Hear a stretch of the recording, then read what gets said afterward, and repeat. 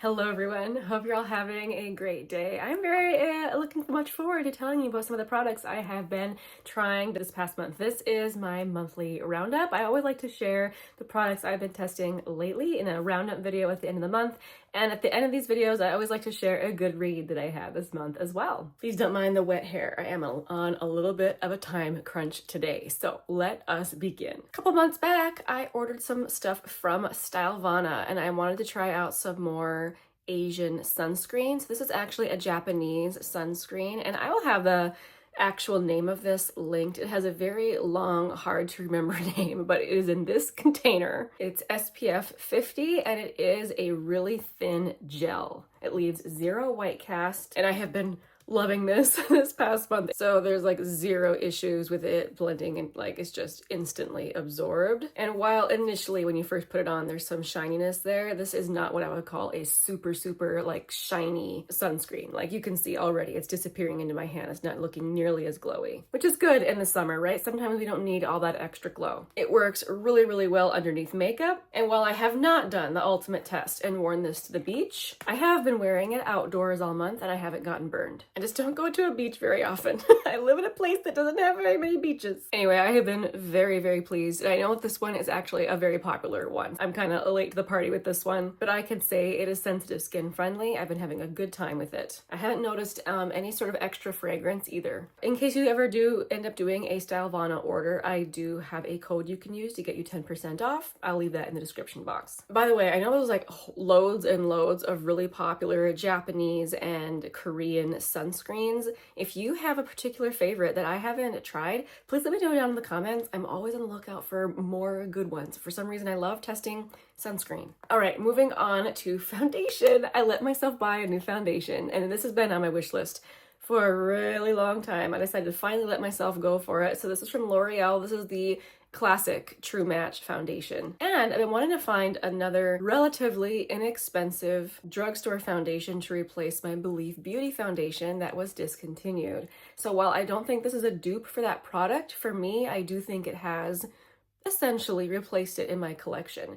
The differences between the two. So the Believe Beauty had more of a thick kind of creamy consistency. The one from L'Oreal is quite thin, not nearly as much coverage, but I think it has good enough coverage. Also, it comes in lots of shades. I'm using the shade W2. I do think it's a tiny bit warm for me, but I'm unwilling to go purchase another shade at this point. It's close enough. It has a nice pump on it, and it actually, one pump is too much for my taste. Just with like any foundation nowadays, I have to be careful with it around my mouth to make sure it doesn't look makeup-y. But other than that, I think it looks very natural. It has a quite natural finish to it, leaning neither dewy or matte. I've been trying a variety of different products. I haven't experienced any pilling, and I have worn it all day, and I would say it wears pretty well. By the end of the day, you know, it started to wear off, but in a very natural looking way. So it didn't look like I had patchy makeup. It's a classic for a reason. For a while, I was getting concerned that it was getting discontinued,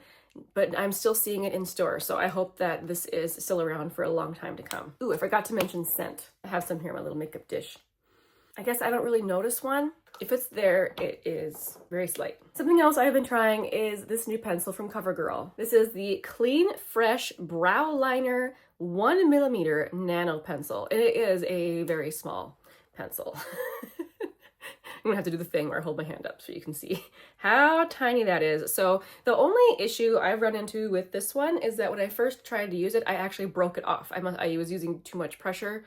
And I wouldn't say it is super flimsy, because ever since then I've been a little bit more careful and it hasn't broken again. But on my initial attempt, that was the first thing that happened. Now, if you're someone who has to really fill in your brows, you know, I could see why like a little nano pencil like this would be frustrating, because you would probably run through it really quickly. In my case, I prefer more natural looking brows, so I don't do too much filling in. So these types of things last me a really long time, and it's the only thing I'm using in my brows today. I didn't use any gel or anything. I think they look pretty good. The pencil does happily have a spoolie on the end, and the shade that I'm using is 500 medium brown. I think it's a really good shade match. Oh, and one of the things I like about it too is that it's not too creamy.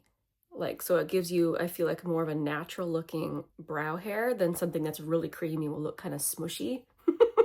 So I like it. Let's talk about the mascara that I've been testing this month. So I am wearing it today, and I must say I think today is the nicest that my lashes have looked with this all month. This is the L'Oreal Telescopic Lift.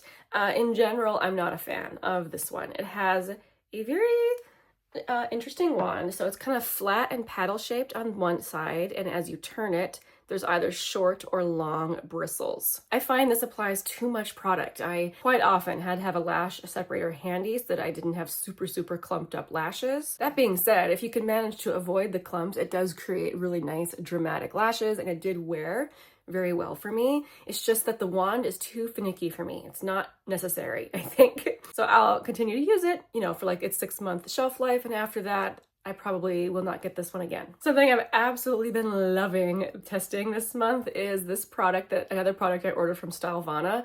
These people have been talking about how good these are for years. I finally got one. So this is the Glasting Water Tint from Romand. I got the shade number 8, Rose Stream. So this is a glossy lip stain. So when you first put it on, it is quite glossy, but it wears off in a very natural looking way and leaves behind a beautiful stain. And it is very lightweight and kind of serumy. When you first put it on, it feels like there's a little bit more substance to it, but it very quickly becomes kind of watery, like its name suggests. Therefore, it just feels very comfortable.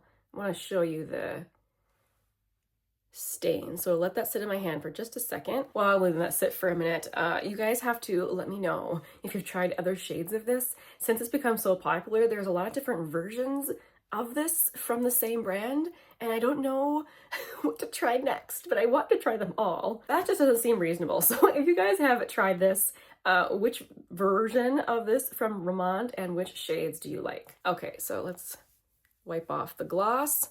Okay, so there's a little bit of a stain left behind. If I had left that a little bit longer, the stain would be more apparent. But anyway, you get the idea. The texture of it's just really pleasant. It's not sticky whatsoever. And people were right when they were hyping this up. It is frustrating to have to order from Stylevana because it takes a very long time to get to me. But that just means that when it does finally show up, it's extra exciting because I usually have forgotten what I ordered. Okay, that was a small handful of beauty products I had to talk about. I actually have ordered more things, so I will have definitely more things to talk about at the end of August.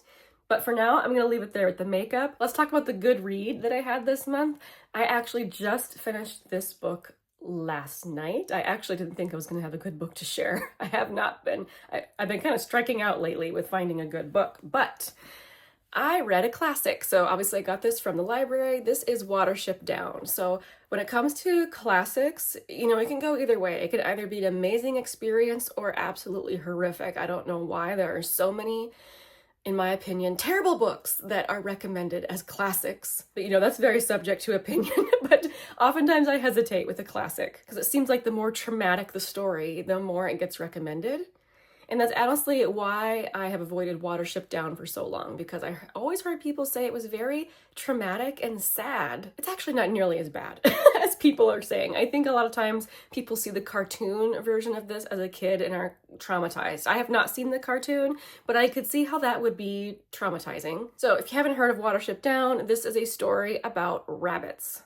And that makes it sound like a kid's story. I wouldn't say it is really, but another way it is. I was actually very appreciative of the note from the author at the beginning of this book. He said that these stories are stories he told his children, and his children loved them so much that he wrote them down. So in that way, I guess you could say they are children's stories, but this would actually be an amazing read aloud. The language in it it's not something I would necessarily hand to like a 4th grader. It just has really beautiful lyrical writing that I think that a young child would get kind of bogged down reading. I guess it depends on the reader. But this has the kind of gorgeous prose that you just want to sit in when you read it. Like, it took me way longer to read this than it normally would take me to read a 400-some page book, just because I kept stopping and just enjoying the coziness, the feeling. The nature descriptions it's really a master class. I was trying to like think of why it's so good, and he really does a good job at capturing that feeling of when you are in nature by yourself and you're experiencing something so beautiful and so lovely that it's hard to describe to someone later. Like, it's just really beautiful writing. The storyline, without giving too much away, in case you haven't read it. It starts off with a rabbit who apparently has the ability to foretell the future. Anyway, this rabbit gets a terrible feeling that something really bad is going to happen to his warren where he lives. No one believes him, of course, as per usual with someone who's foretelling the future. But he persuades a few rabbits to come with him and flee from the terrible impending disaster. And so this story is about them escaping, but of course, as rabbits, everything wants to kill and eat them, so it's a tale of suspense as they are moving across the countryside and trying not to die. So you've got the beautiful, like, cozy nature writing, but with the constant suspense of what's going to happen to the rabbits.